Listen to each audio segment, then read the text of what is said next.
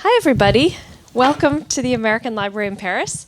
I'm Rachel Donadio. I'm the curator of cultural programs here, and it is a great pleasure to be here this evening with this all-star panel to talk about Paris's culinary scene, city where tradition and innovation meet, where there are some upsides and some downsides. We have a lot of ground to cover. I'm delighted to be joined by these panelists, writer and journalist Lindsey Tramuta, restaurateur and entrepreneur Carina Soto Velasquez, and journalist and author Nora Bouazzouni. Together, they will discuss the evolution of Paris dining. We're going to be in conversation for about 45 minutes, and then we're going to allow for questions from you in the audience. I'm sure you have many. I would like, first of all, to introduce all of you. Lindsey Tramuta has been based in Paris since 2006. She is a bilingual French-English culture and travel journalist, best-selling author, podcaster, and editorial consultant.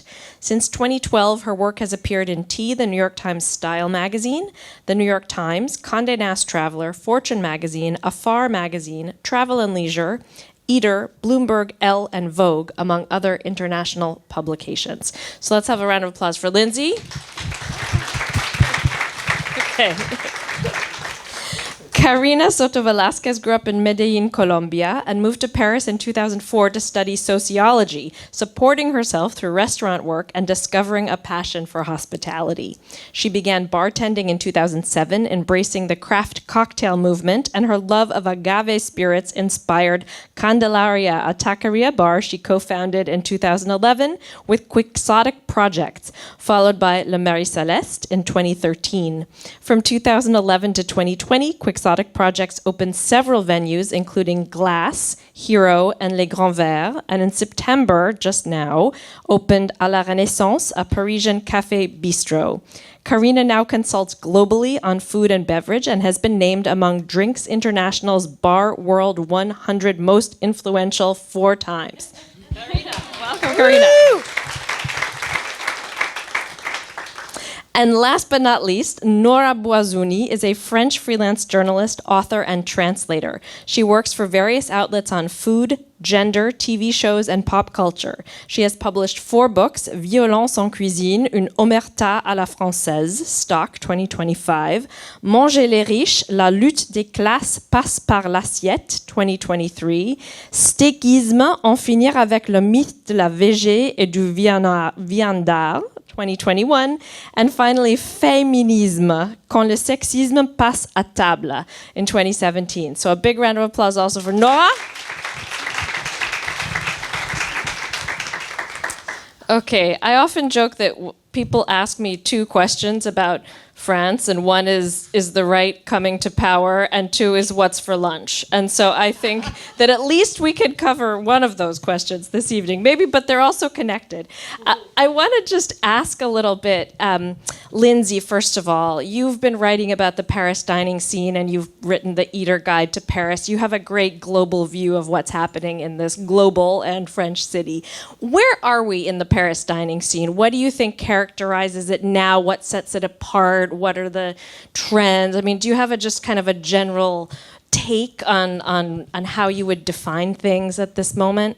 I do. I mean, back with my first book, The New Paris, I was trying to put the pieces together on how this city was coming into its own as a global city, because for a long time, Paris was sort of held to these expectations of being this French-focused place just for tourists, so sort of a playground for visitors, and was coming into its own in terms of influences, in terms of formats, realizing that things needed to change, that maybe they had rested on their laurels for a long time. And now I would say we've gone completely, fully into this embrace of foreign flavors, foreign cuisines, chefs who are born sort of second-generation chefs, foreigners who want to come and set up shop here. There's a welcome audience for this, as long as there's talent and a really strong idea and vision behind it. Saying this, though, this collides with what we were talking about behind the scenes earlier about concepts and all of these sort of fleeting, very trend-driven, maybe even social media-driven business ideas that don't really have the staying power and are kind of proliferating. So when you look around Paris today, you see a lot of these really beautiful, really smart and thoughtfully put together restaurants, but you also see a lot of these sort of soulless, purely concept-driven establishments that you wonder how they'll ever, pay the bills. But for the moment, some of them are. So I think there's, in Paris, there's always been moments of transition, and there are turning points where, all of the lower quality concepts and projects will vanish. Because they just won't be able to sustain. But I think there's something deeper here, and I think that was what we were talking about earlier, which I feel like you need to say what you told us earlier, because it was really smart about why these things are happening in terms of the consumer desire. Well, I mean, there's a lot for me to say in that way, because there's a division in time. When I arrived here, I was 19, and I was working in restaurants. I'm looking for jobs in the city, and the population itself was very different. There was not many concepts really of places, or there was no disposable places, like I call them. It was really more established venues, more classic. People will not speak English to you. A very different culture of places. Having a restaurant had a way of functioning, just one way, not multiple. And when I worked in those places, I worked in different style of places. So from my first job was La Tour d'Argent, please. I mean, I have a lot to say about that. But yeah, that was for the most strange reason, right? And I ended up working also in dive bars and in late night bars, rock bars, etc. So I worked in a very different style of places, but the way of running was very similar. Today, what has changed is obviously the operators and the way of running places, and the culture of social media has changed everything. So how people perceive a restaurant or a bar, they look first online, and if they connect with it online, they go and see it. And they can queue for hours for a product, and they actually don't have any more the perception if it's good, if it's not good, if it's homemade, if it's, you can be serving anything at this point as soon as it looks good on social media. And that is something recent. That didn't exist back in my time. And that's very much about the image of places and how they present themselves. Nora, the work that you've done has really been also just about some of the darker things that happen behind the scenes in restaurants. But if you had to look also at Paris today and the dining scene today, in terms of some of the behind the scenes dynamics, where do you place things? And if you want to respond also to what the others have said. I'm going to be the party pooper tonight. That's how you say it, right? Yeah. Party crowder, party pooper. It's interesting because you said so many things changed, and social media changed the whole thing, the whole industry. But what hasn't changed is how people are treated behind the scenes, behind the counters, within the kitchen, in the kitchen, where you can't see them.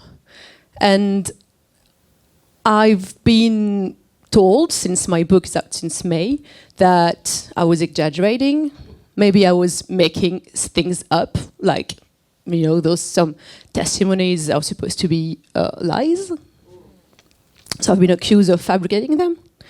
But because people, and it goes for people within the industry and just eaters like you and I, people don't want to acknowledge that.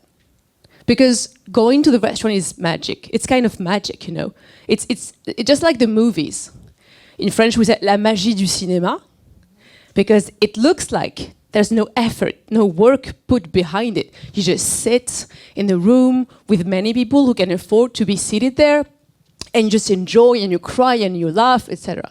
Same goes to restaurant. Someone serves you something on a plate. You do not see the labor behind that. So you don't see how it was made, who made it. You say that you eat at... You even don't say the name, you say the name of the chef, who sometimes, often, the more famous he is or she is, the less he or she is present in the kitchen. So it's the same, on the red carpet, you say, oh, what are you wearing? And you can be wearing Yves Saint Laurent. He's dead, as you all know. But you will say, I'm eating Alain Ducasse. I had Alain Ducasse. I had Passard. I had He did not make any of it. That's what you so it evolved because I think there's still so many people that do not want to be told the truth. They do not want to acknowledge the labor. They do not want to know that what they're eating has been made with tears, blood, sweat, exploitation, and dehumanization. Told you, party pooper here. As long as we're on this point, why don't you tell us a little bit about your new book and about what some of these main mistreatments are? What are some of the most grotesque examples that you came across? And we'll go deep behind the scenes, and then we'll come back to some of the sparkles. It's appalling. So I've been working on that subject since pretty much my first book 8 years ago. Because in my first book, I told about the story of a woman who was interviewed on French TV, on France 2, investigation show, complément d'enquête. And she was telling everything she went through, all the violences she went through. And she was telling that without being, hidden or something. She was in plain sight. So that was really powerful. So there's a chapter in my first book about why there are so many male chefs and so little women chefs in France. In the school, culinary school, it's 50-50, let's say. And then today in France, we have 19% female chefs and 28% female cooks. That is ridiculous. They disappear. Oh, where do they go? So that's what I was trying to explain in one of the chapters. And when I got interviewed after my first book, people were like, what? There's violence in the kitchen? Really? Like, I know, but it's same. I'm a journalist. People don't know how it works in the rooms, in the newsroom. So you can't expect people to know what's happening behind the scenes of any job, any workplace. So, and I too was completely surprised when I learned about that. So people were asking me the same questions, and it seemed like people were genuinely oblivious of that.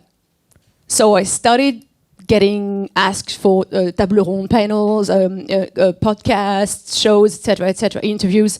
So I became identified as someone who wanted to speak out about this. So people started sending me DMs, emails, meeting me, or just coming to me at events or something like that.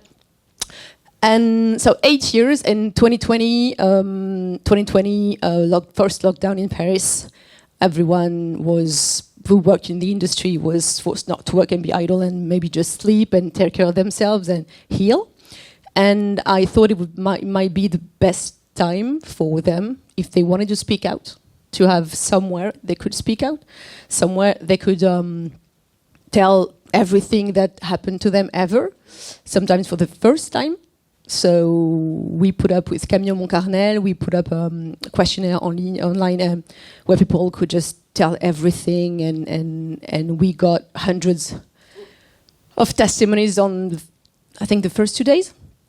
And today it's still online, you can still go there, and we have 3,500 people who told us their experience.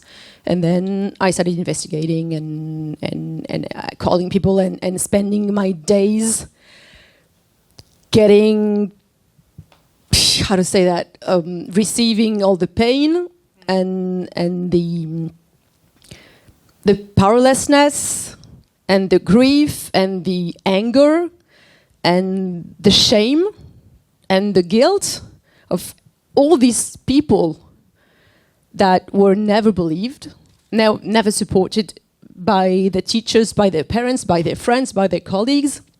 That was really hard, because I'm not a shrink, I'm a journalist, not used to that. You learn by doing that, and it's human beings, so you can't just, so the book is out, and now I think it's getting some leverage, impact, influence. I think it's starting to change people's mind about what they thought was happening behind the scenes. And when people are in the industry, they know that someone is listening to them and believing them. Omerta is such a good word for how these kinds of stories are perceived, because if I can give one anecdote, I was sent by Rolets et Chateaux, which is the collection of hotels and restaurants, for their magazine. This was pre-COVID. This was maybe 2017 or 2018, with my photographer friend to go write a story about this 3 Michelin starred chef in Brittany, and we take the train. We get there. We had told them in advance what my allergies were. I'm allergic to shellfish, right? And yes, shellfish is important for a chef from Brittany, but he does other things. And conceivably, diners who come from all over the world might have some sort of food intolerance that a restaurant needs to know about. So we get there, and we put our bags down because we were supposed to spend the night. And the director of the hotel calls me and says, "The chef would like to see you in the kitchen. Could you come down?" I said, "Oh, sure." And the staff were both standing, the entire kitchen staff were standing on sort of creating an aisle and looked panicked. And so I'm walking through with the photographer, and the chef has a bright red face and says, "Which one of you is allergic to all this stuff?" And I said, "Well, it's me, and we informed you of this before I arrived." And he became absolutely irate and said, "You are not staying. You're getting back on the train. You're getting back on the train. I'm not feeding you. They can send a real journalist to review this restaurant." And keep in mind, this was not like a hard-hitting, I wasn't there to be a food critic. It was there to tell a story about the place and and his intentions with food. And no joke, he sent us back to Paris and gave us a little something to eat because we had made the journey, but said, "Don't you dare take a photo of this food. This is not representative of my food." Turns out during COVID, his entire staff had quit on him because he had this reputation for violence. Now, with me, it was verbal abuse, and I'm not even going into all the details of the things that he said that were absolutely horrific. And then, but he was physically violent with staff, apparently, what I learned later. So there are these stories, and you hear about stories even today of chefs, almost always male, but I know that there are women who have behaved badly and who continue to behave badly. And it is much like the Me Too in sexual abuse in the industry and in other industries. You just don't want to touch it. You don't want to believe it. And so there are a lot of people behind the scenes who allow this to go on and squash it. Well, food and restaurants, it's not just about food and restaurants, it's about culture. It's about an entire culture. In some ways, it's also about French culture. This is French food. This is what you have to do. And it's also about, how France sees itself as a country, and then whether non-French influences, how they can be incorporated in that. I'm going to pivot a little bit away from the more violence in the kitchen and ask you, Carina, when you came and started working in the French restaurant scene in Paris and in these bars, did you face a certain amount of resistance in opening up your new places, or was it kind of, there's a space in the market for this and you wanted flavors of home to be here? Was it a place that allowed? Not at all. Tell us more. Not at all. I worked really hard in hospitality here. Insane amount of hours. I obviously needed money. I took the jobs because I needed money. I needed to pay my bills. I needed to live here. I was a student on a student visa, so obviously that complicates things. And I'm in my little bubble of surviving, right? But I loved it. I loved working in restaurants. The first places I worked were more French and traditional, and I hated it. It was horrendous. Why? Because of the aggressions. It was. For real. It's a very horrible climate to work. Then I did found my peace in a Colombian restaurant where I worked 3.5 years. And the owner of the restaurant, a woman, she's pretty much the one that taught me everything. She taught me how to place orders. She taught me how to run her restaurant. I wasn't just a waitress. I learned I learned service, I learned about things, and I was representing Colombia, so that was nice, even if the clients at that time were not very open to that. It was a little complicated, but it was kind of sheltering for me. And then I wasn't learning anymore, and I got bored, and I want to learn. If I'm going to do a path here, I need to learn, I want to move.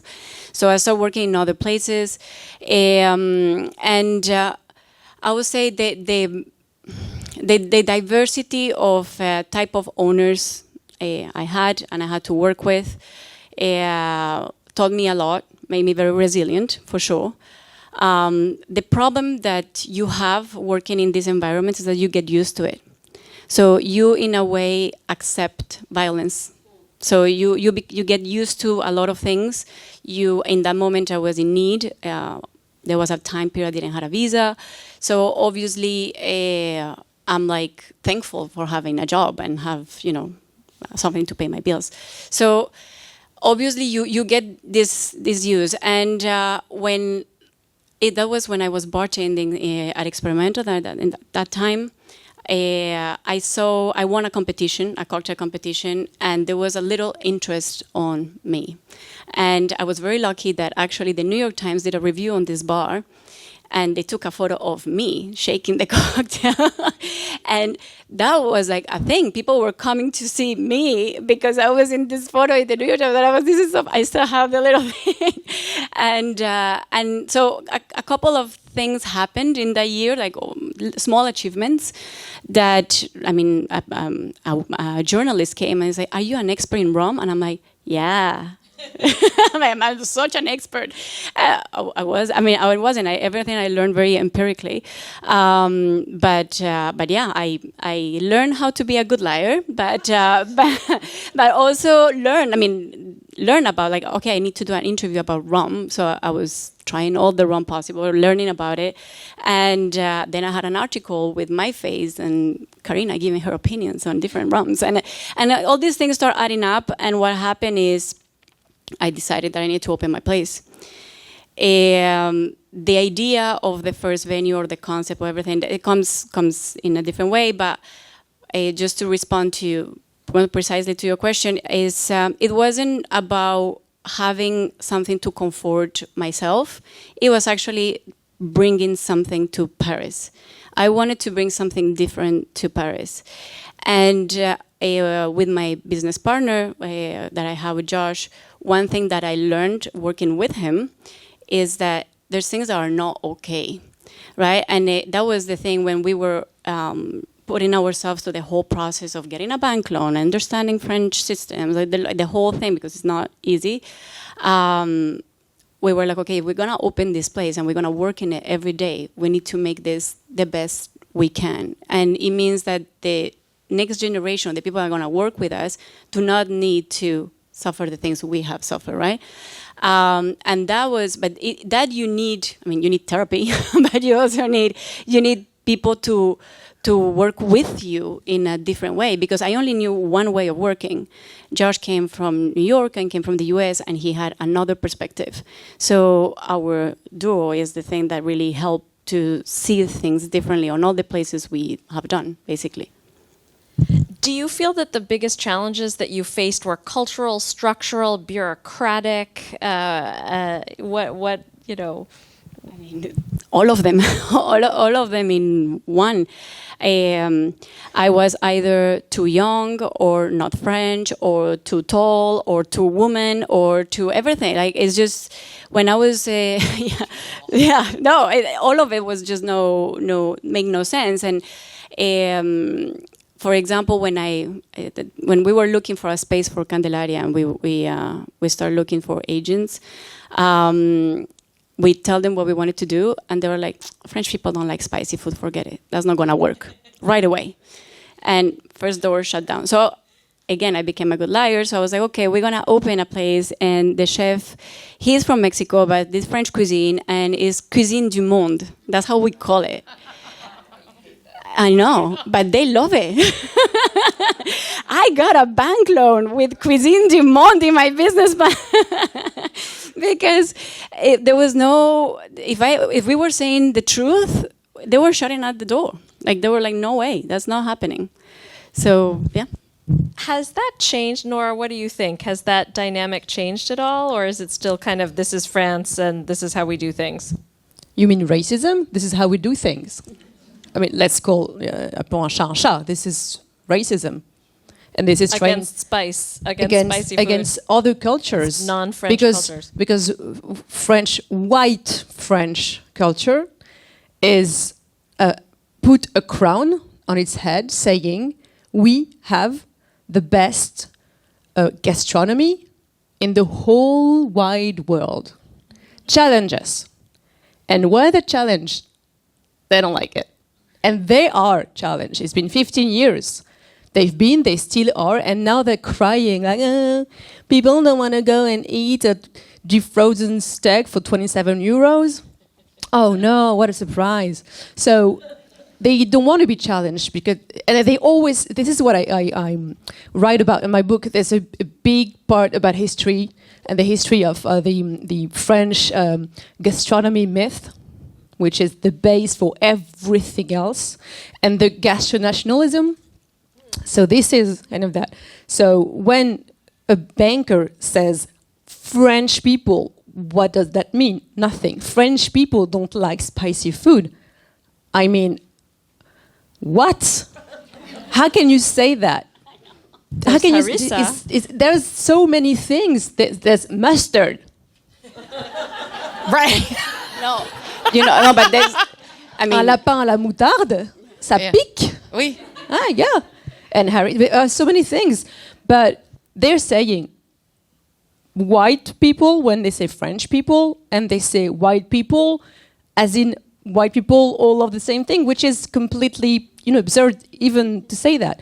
But it has changed because, as you said, now there's more, it is more democratic because of TV, of social media, and proof of concept. Yeah. Once enough of these foreign chefs can prove that they have made successful businesses, banks are more inclined to and the mobility of young people. Because now, when you're a cook, you know what I mean. They're all traveling the world, 6 months in Sweden, 6 months in South Africa, 6 months in Bangkok, 6 months in Australia. So they bring something else, the métissage of the cultures, and they're curious and they're not afraid of anything, and they want to mix things up. And it's not just, the best food in the world is French and Japanese, and that's all. You have so many restaurants with Chinese food that challenge the racist ideas that people have about Chinese food, what it could be. And there are Chinese foods, not just Chinese food.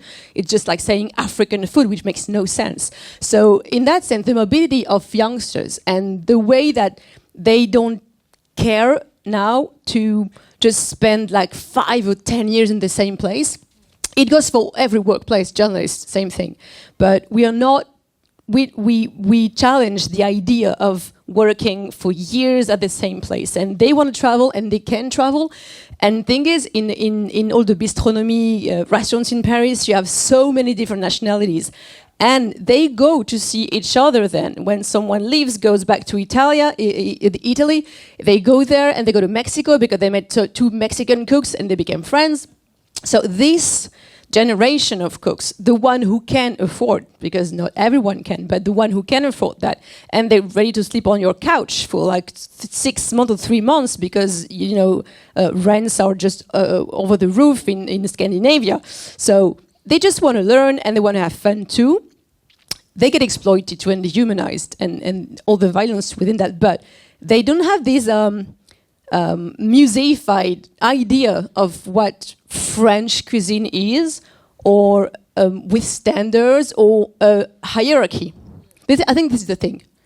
The hierarchy is not there for this young people, young cooks. They're like, okay, why would I stick to 100 traditional recipes that no one eats anymore? No one wants to eat anymore every day. You want to eat the bourgeois cuisine sometimes, and it's okay, and it is cool that it still exists. But I mean, sometimes you just want a twist, you want something modern, you want to be curious. So I think it's the young people that force this kind of mummified idea of what gastronomy is, or French gastronomy is supposed to be, or challenge this idea that white people don't like this and that and that. I mean, everyone is drinking matcha. Don't even get us started on the matcha. I love the taste, but I mean... There's a matcha shortage. The first time I tasted matcha, I was working in Rue Sainte-Anne, so there was matcha everywhere in the Japanese neighborhood. So, and I loved the bitterness, and I love tea, so I loved it. And everyone was like, "How can you drink or eat that? It's like eating grass." How and can now you drink everyone is French like, bistro coffee. No. yeah, and everyone's Exactly. like, "Ooh, They don't like matcha." matcha, they like milk. Like it's the They same like with sugar. coffee. You don't like coffee, they like milk. You Yeah. like the little milk thing on top of the... They like the sugary stuff and But not this is real what matcha. makes, but like, so what you're saying is also part of what has contributed to Paris becoming, I think, the most dynamic and exciting place to eat among many, many big capitals in the world. And it's because there is more diversity today. Lebanese cooking has never been better. Sort of the reappropriation of what fusion can mean in really beautiful ways. And I think a lot of chefs are starting to just assume and bring all of their culture with them if they're from somewhere else or they grew up with different cooking or being exposed to different cooking. And now that's all coming through in a less toned down way. And I think it's really exciting for all of us who do appreciate Paris for all of its diversity and know that it has always been a global city, but it's just for reasons like this have sort of not, it hasn't always behaved as the global city that it really is. I think in the last 15 years, for us, Candelaria is going to be 15 in March. It's crazy to me. But in this last 15 years, there's definitely been that switch going on. Like there's way more connection. There's way more diversity. I don't think the same questions that were asked to me with a bank loan 15 years ago are now a thing.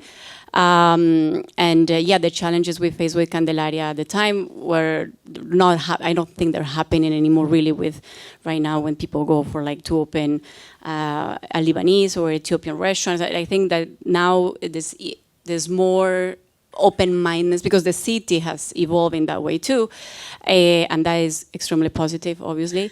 But yeah, there's been I would say that more the last 10 years really there's been this new thing for Paris. What I think is positive. What is not positive is that the other side of it, that everything feels very disposable. There's another side of the concepts on social media, or exactly that people queue for hours for a donut, and then the donut place after 6 months it doesn't exist anymore, and you don't understand, and it's just very strange. But that's happening globally, though. It's not just happening in Paris.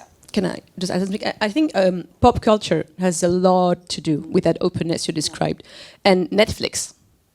I mean, K-dramas, all these TV shows about food in Asian countries, in African countries, in Latino American countries.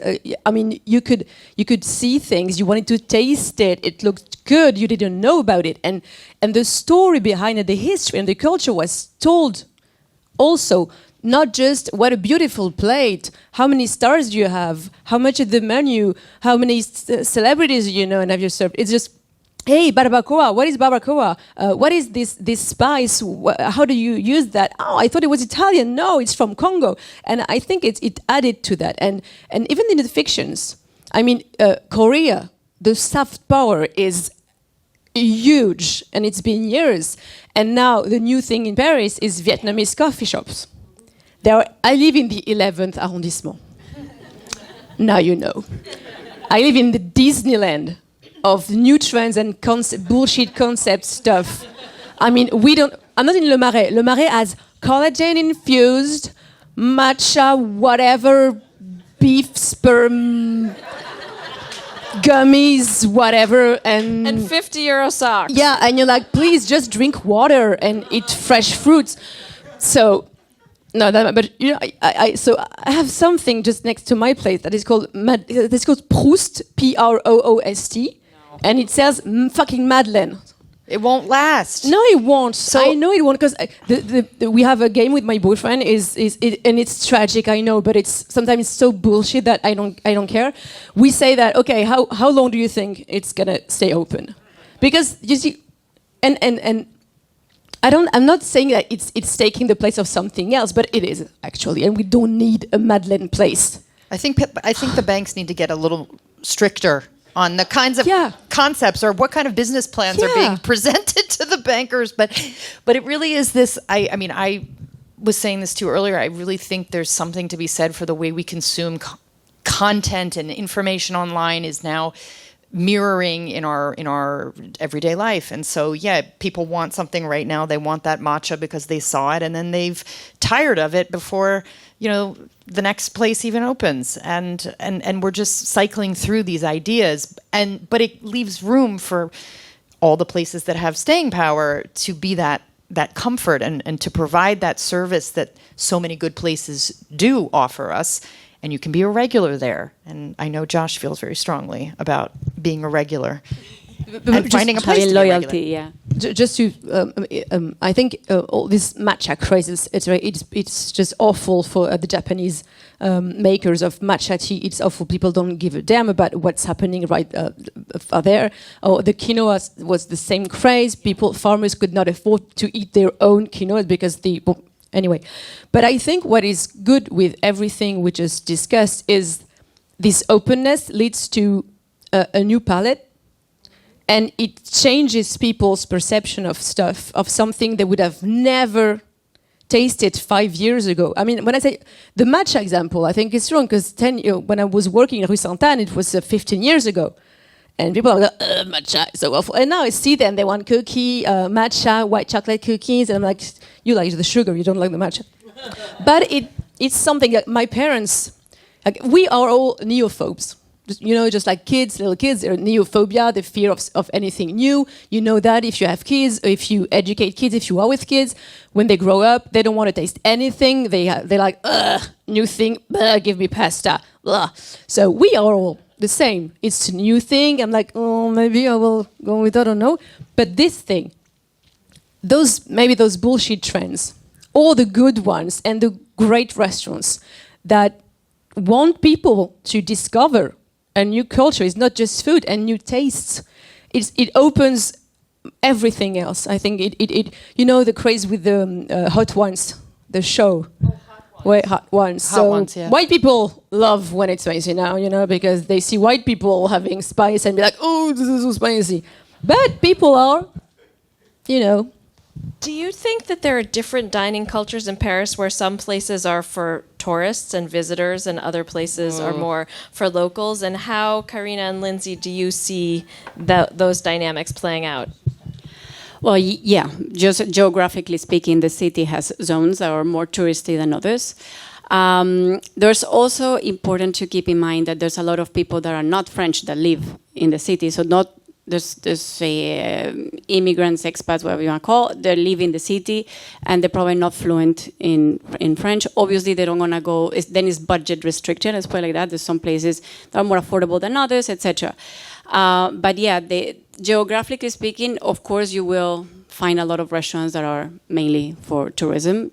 And they have adapted to a new tourism. So, for example, again, when I came here 23 years ago, there was no burgers in brasseries. None. There were salads, like there were potato salads. There were other things, but there was no burgers.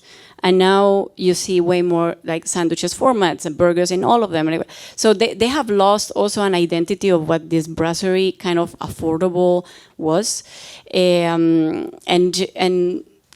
Today you see in those areas, there's less and less people that can go eat, because even these places that have food that is halfway frozen, not particularly cooked, is terrible and overpriced, a very specific amount of people can afford it. Like locals cannot afford that.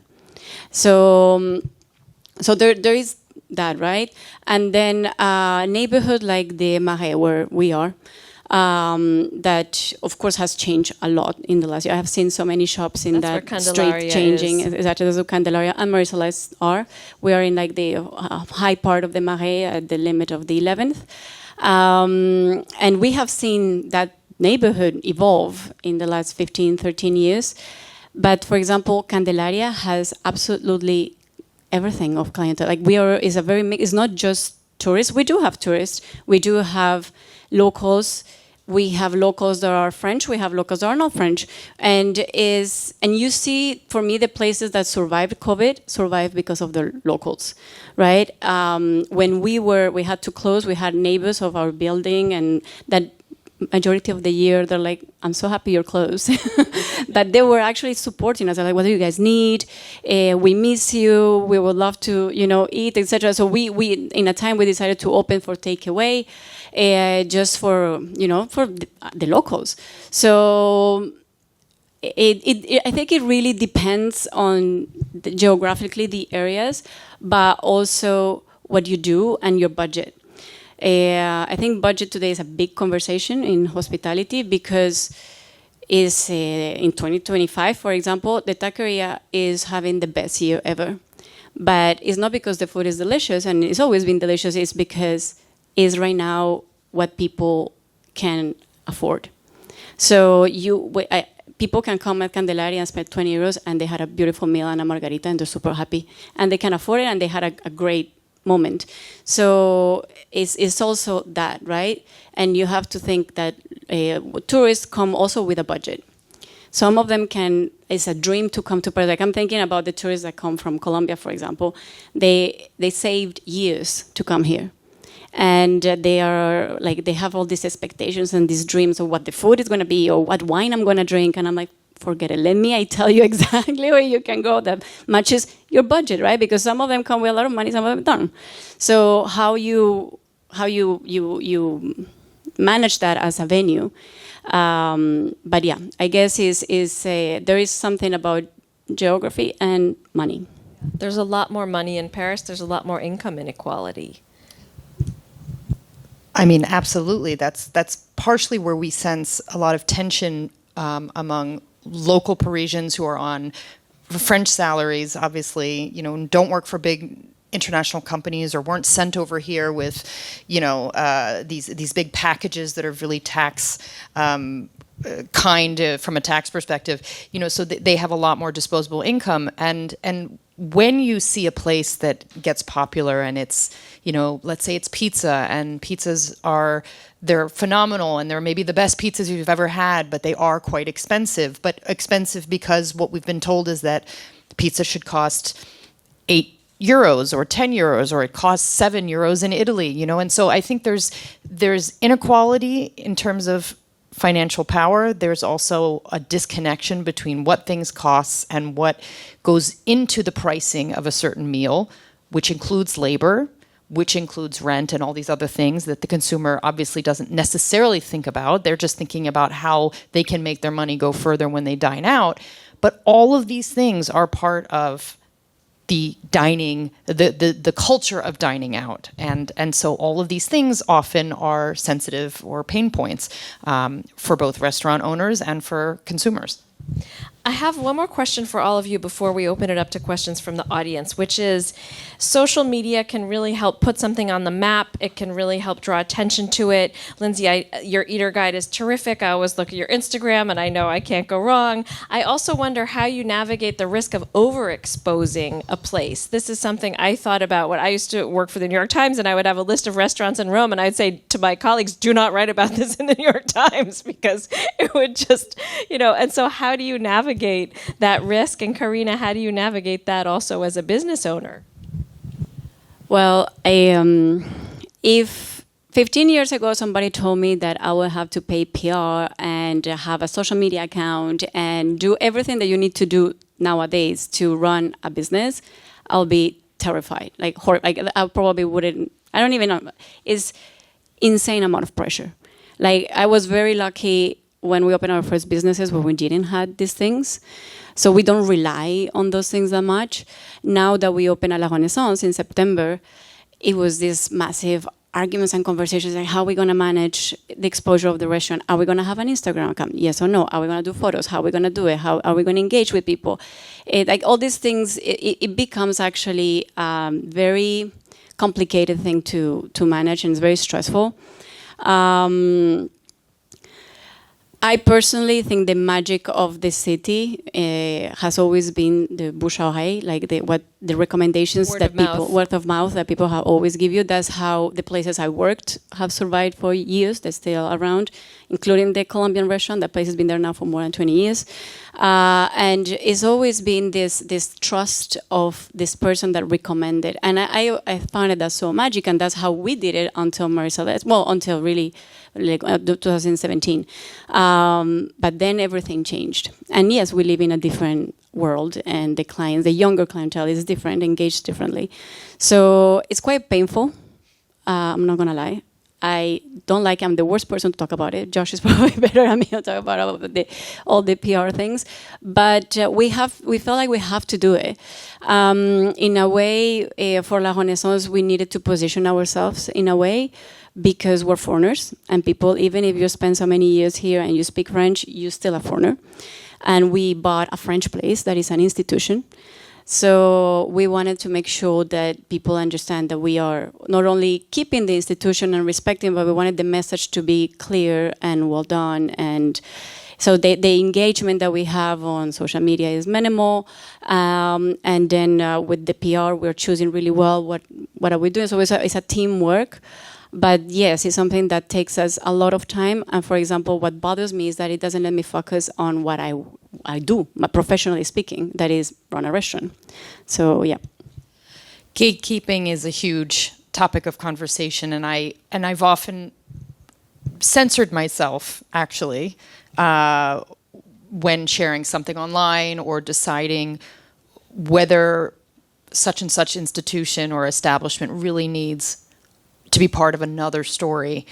At the same time, I think there's a way to do it and to look at these places as cultural artifacts for Paris. And so whether it's something new that's contributing to social change or cultural shifts, or it's an institution that is still relevant, maybe because it's one of only few that are remaining, or because they are an anchor for local residents. I mean, I still think there's a value in finding ways to talk about places, but trying to maybe do so in a better way. For example, Café de Flore doesn't need any more advertising. And just the other morning I walked by, I had a very early meeting, earlier than I'm used to, where I had to be somewhere over there nearby at 8 a.m. And I saw locals on the terrace at Café de Flore with their espresso and their, cigarette and their book or whatever. And I think it remains that kind of a place for locals.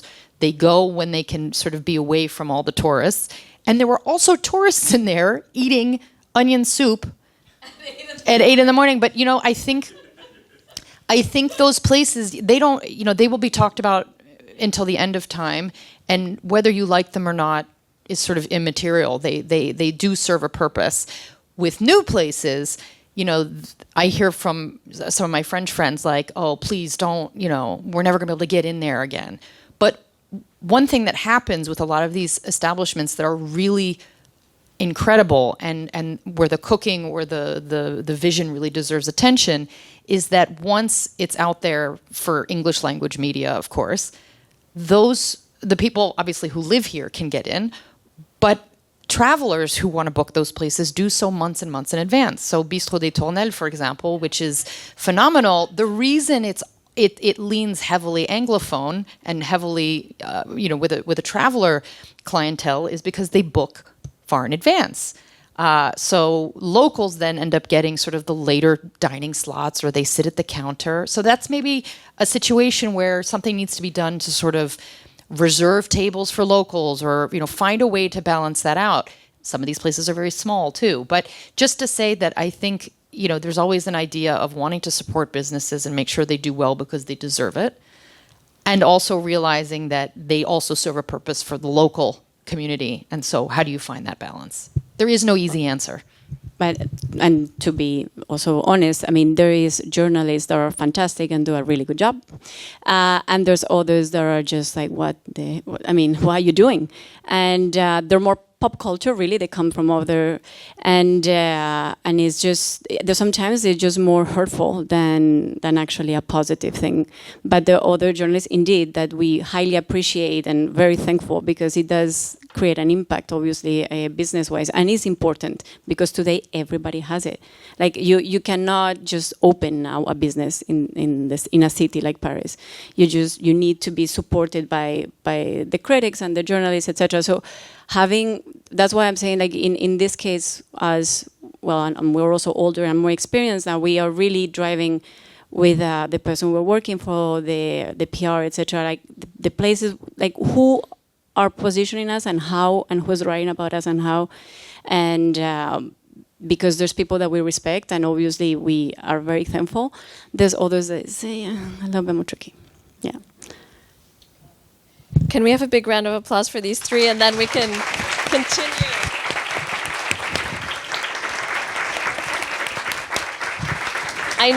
I know we're going to have some questions from the audience. Please raise your hand and someone will come around with a microphone. And remember, a question is something to which you do not already know the answer.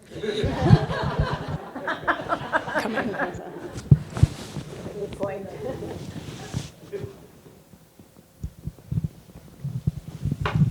Great talk.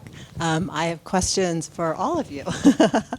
Let me start with you, Lindsey. What was the name of the restaurant that you said everybody wants to go to again? Oh, right. Bistrot des Tournelles. Bistro. Des Tournelles. Okay, thank you. Oh.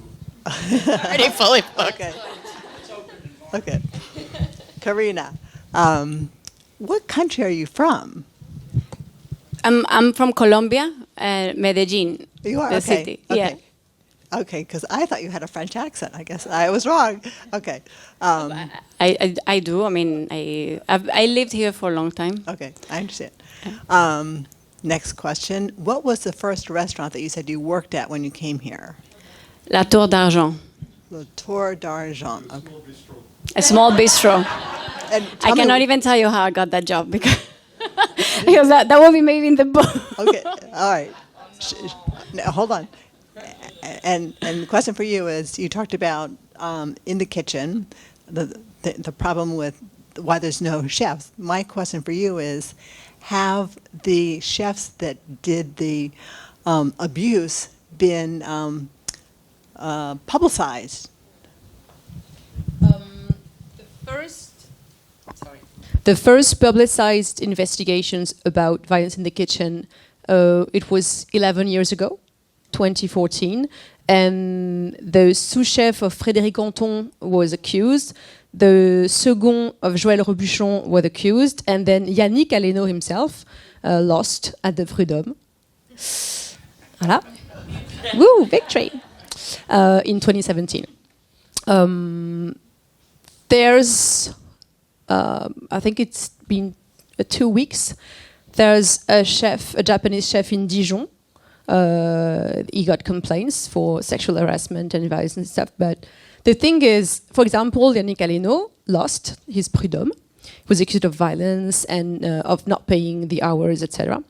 But there was no consequences at all.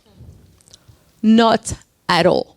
The year after, I think 2018, he got another star, he opened new restaurants, he was cooking at the COP whatever at the time, and he's still invited in Top Chef, and he still cooks for presidents and kings and stuff, and everyone still go to his restaurants, and he is replacing Jean Humbert at Monsieur Dior, and there are no consequences for any of them. This is the impunity. This is what I aim with that book at calling out. Because when people are, I don't like to say brave enough, as if the other ones were not brave, but I mean, when you go to justice against Yannick Aleno, whoa, this is going to be hard, and you know it's going to be hard, and you know your career is, this is the end of your career. You're going to be a cook anymore. No one will want to hire you. But what I call out is that when you're, let's say brave enough, or but you say, okay, I'm gonna go to the police, or I'm gonna go to the Prud'homme, and I'm gonna complain about it. I'm gonna call journalists and publicize it, and maybe you win, and then nothing happens for the man or the woman who abused you.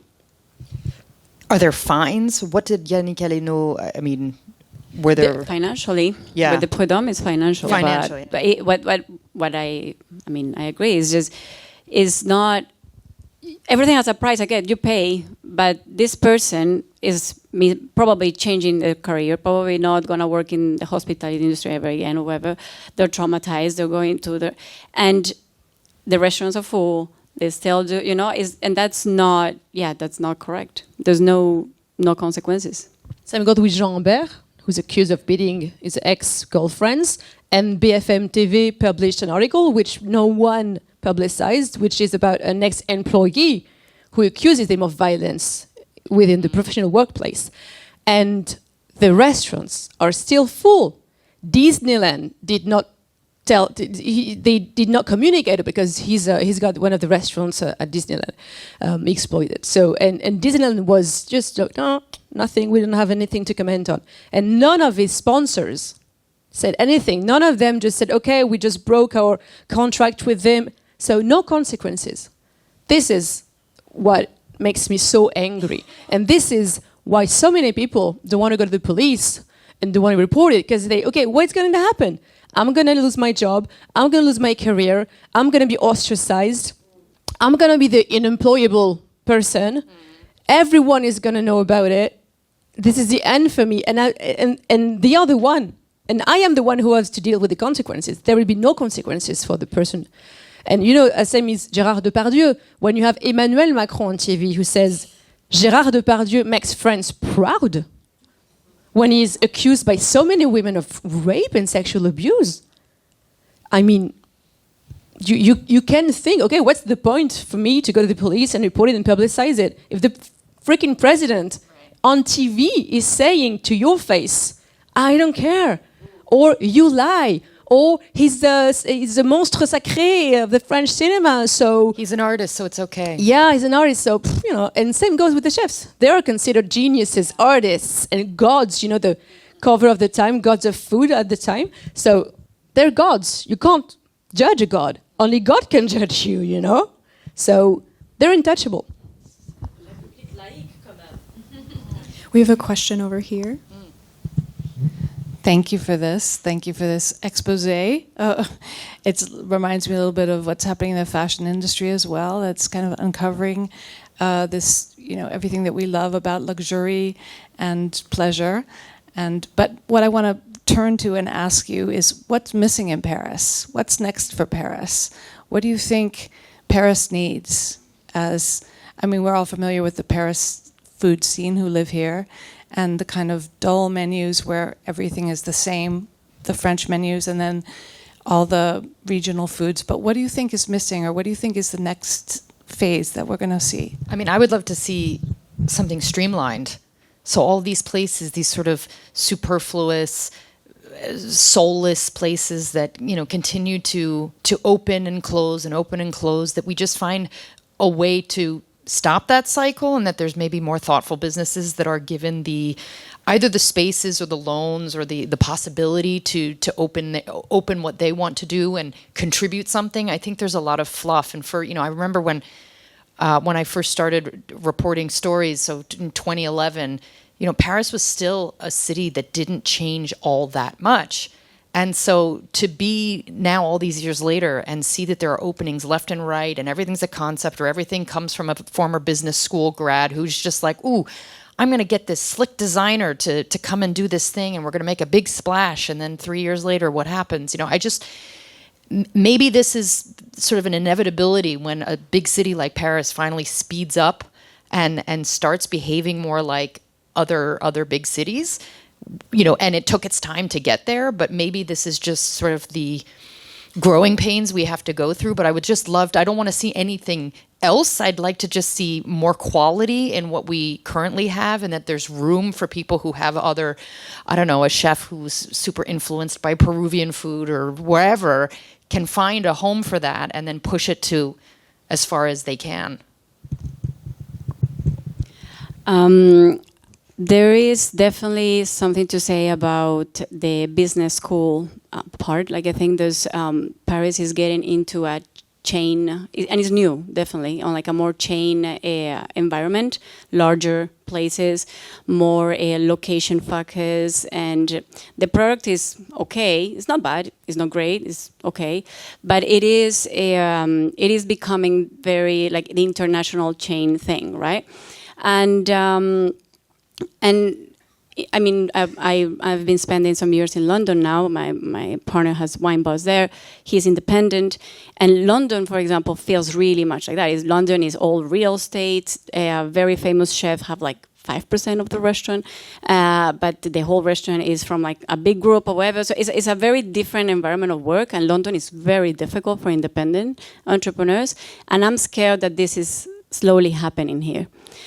Because the magic of Paris is the independent businesses, is the wine or chef or waitress or bartender owner of a little bar, restaurant, etc. That's what makes this city so vibrant and fantastic. Is independence in a way that banks give you money to open a restaurant. That doesn't happen everywhere in the world. It's very rare.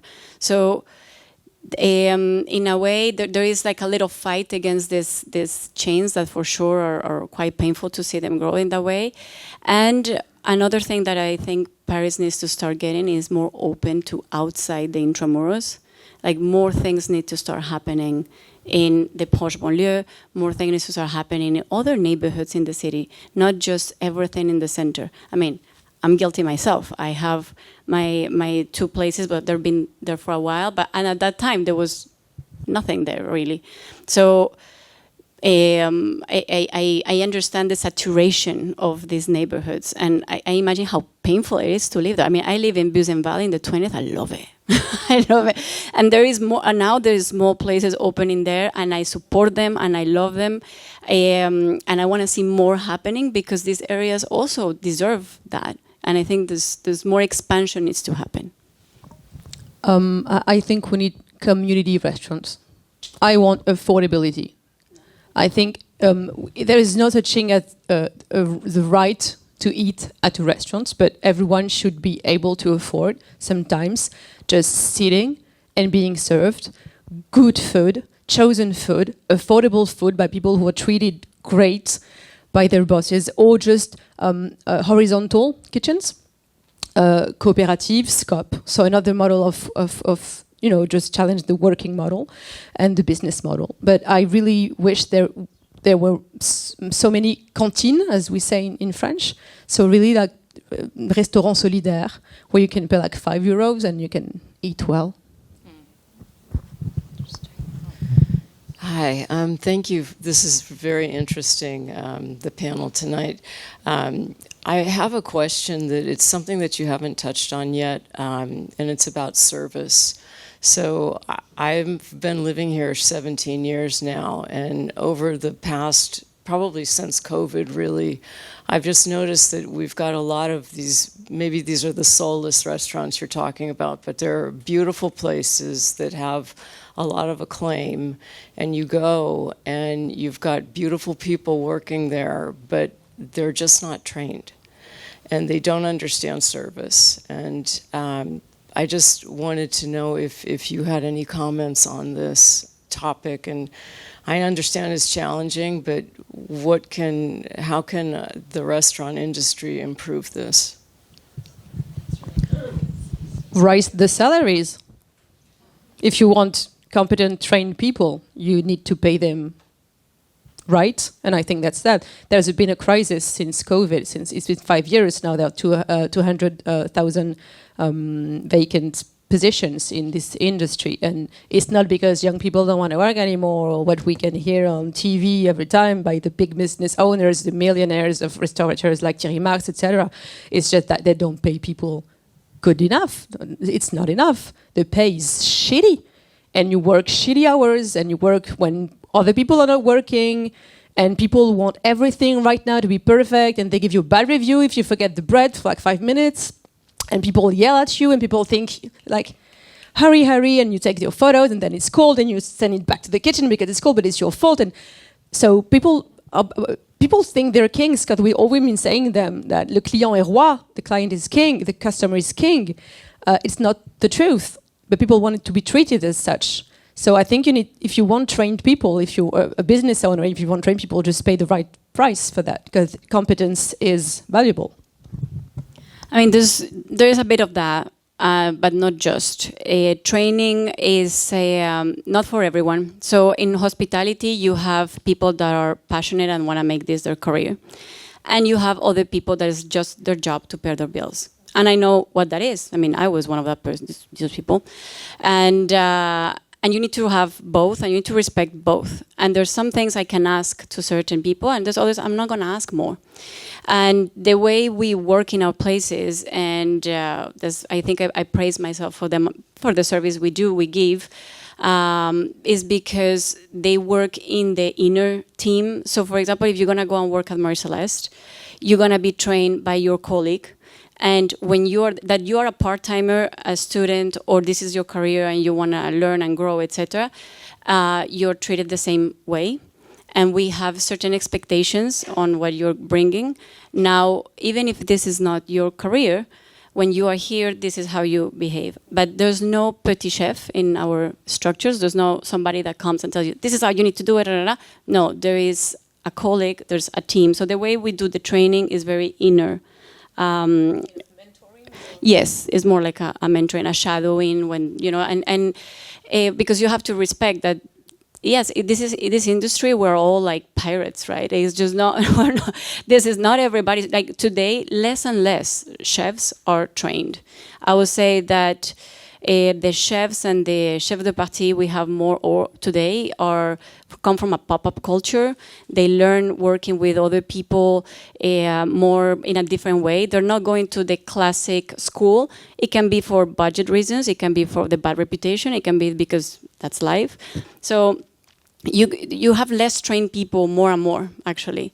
They come with a lot of lacunes. So it is important that you have a training program in each zones as a company, as a place that cares, if you care about service. But not everybody can do it. And it costs money. Training costs money in a company.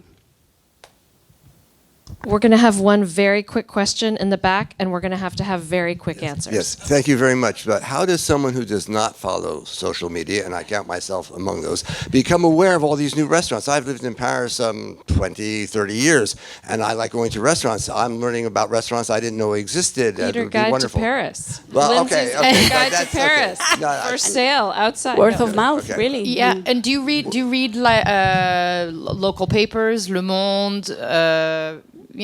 I mean, the gastronomy sections, they do cover some of this. I mean, there's, it does take a little bit of, I sometimes forget because I'm so immersed in this. But it's true that when I'm looking at other things like culture, museum exhibits or things that I'm not, that don't come as easily to me, I'll go straight to the newspapers because at least but it's true. Social media is the sort of the reliant option for a lot of people, but that's not always where you get a full scope. We need a lightning round of answers to this in 2 words. Télérama.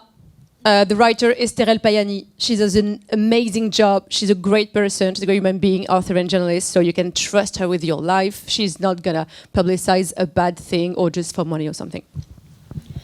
And I would say the word of mouth. If today there's a place you like, and you go there, you just ask the chef, where do you go on your day off? Ask the staff. That's actually the best trick in the world. You go to a bar or a place you like, you talk to the staff and ask them where they go. Great advice. Can we have a big round of applause for these 3